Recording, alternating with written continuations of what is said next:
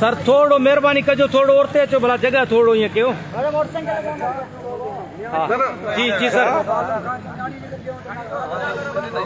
दोस्तों मां पंहिंजी ॻाल्हि को कंटिन्यू कयां थो। मानी पठान खे मिले पियो, उन्हनि खे मिले पियो, उन्हनि ॿुधायो त मानी सभु कुझु राशन उन्हनि खे मिले पियो, पर असांखे कुझु कोन थो मिले। ऐं सच आहे रहियासीं त फोन वारो बि रोई पियो हो ऐं असां बि रुनो पिए। तो सॼी सिंध सां इहा हालत, गढ़ी यासिन सां न, पर मूंखे गढ़ी यासिन इन करे यादि आयो त गढ़ी यासिन जो पाड़े जो तालुको आहे लखी शिकारपुर जो, जितां हीअ आहे। मां हींअर हिननि खां पुछियो पिए त वोट कंहिंखे ॾिनो अथव, चवनि था पीपी खे। मूं चयो निकिरण खां अॻु में केतिरा 200 माण्हू आहियो, जेकर हिकिड़ो भितर बणो MP चेयरमैन जे घर करणो आहे त घर दफ़न थी वञे सा।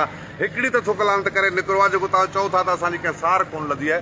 वरी मां सलाम थो कयां, कराची में रहंदड़ सिंधियुनि जी दिलि वॾी आहे ऐं असां त माण्हुनि खे चऊं पिया त हीअ असांजो आहे, असां कराची जा वारिस आहियूं, धणी आहियूं।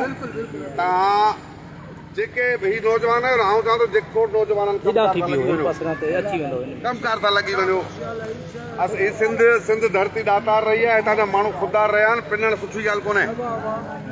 तव्हांजी असां सभु ही जेके दोस्त असांजा साथी आहिनि, सभु तव्हांजी मदद कनि पिया, पर जेके नौजवान अथव न, मुड़सी कयो, निकिरी वञो। साहब अर्ज़ी हो, मां हिननि खे 2 ॾींहंनि जे लाइ रोके छॾियो आहे, इन जे करे कि अफ़सर अचनि था, विज़िट करे था वञनि, उन्हनि खे जेको बि हाल हक़ीक़त आहे उन्हनि खे ॾेई जान छॾाए वियूं।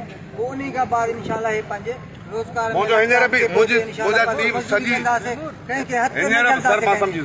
हींअर बि दोस्त असांजा आहिनि जेके सिक्योरिटी गार्ड जूं नौकरियूं आहिनि, उन्हनि मूंसां रेगुलर राब्तनि में आहिनि।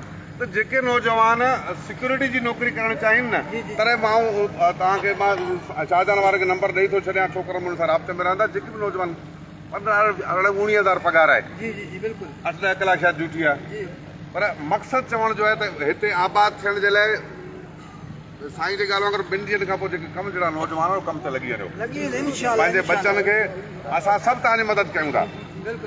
जेका बि गवर्नमेंट का हितां जो DC साहिब आहे, हा ज़बरदस्त।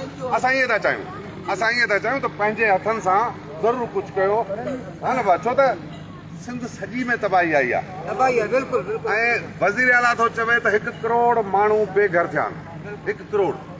हाणे जे 1 करोड़ बेघर थिया आहिनि, उन मां रुगो 10% बि त कराची अचे, 10 लख माण्हू त छा था सम्झो, तमामु वॾो तादाद आहे, वॾो तादाद आहे। ऐं मां बि सलाम थो कयां कराची जो दोस्तनि, उन्हनि माण्हुनि खे जेके पंहिंजे वसार माण्हुनि जी मदद कनि पिया। अहिड़े महांगाई जे दौर में जिते आलू बि 100-150 रुपया किलो आहे, उते माण्हू महिनत कनि पिया ऐं उन्हनि खे जस ॾियणु खपे, उनखे जस हुजे।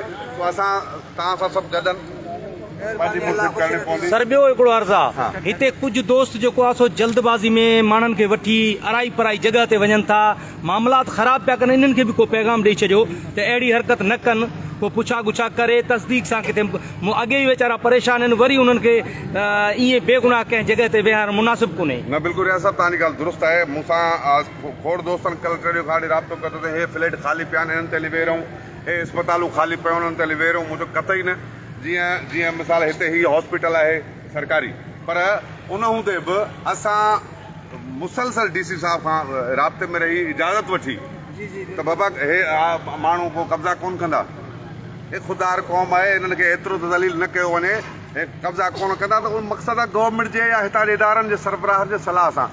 मूंखे जिन दोस्तनि सलाहूं ॾिनो त फ्लैट ख़ाली पिया आहिनि, वेही रहो, ताला भञी, मुंहिंजो ही दादागिरी आहे। असांखे धक भितर लॻो ख़ैर आहे, पर जेके न बचड़ा वठी माण्हू असांजे आसरे ते उन फ्लैटनि लाइ हलनि या उन्हनि बंग अस्पतालुनि जे बिल्डिंग ते हलनि ऐं अंदरां कुझु रिएक्शन थिए त उहा बेइज़ती उन्हनि मारोड़नि जी आहे। सो असां कतई कोन था चाहियूं। बिल्कुलु उहे भले फ्लैट सिंध जी मिल्कियत आहे, पर घटि में घटि सरकारी इदारनि या जेके हिते मुंहिंजो मां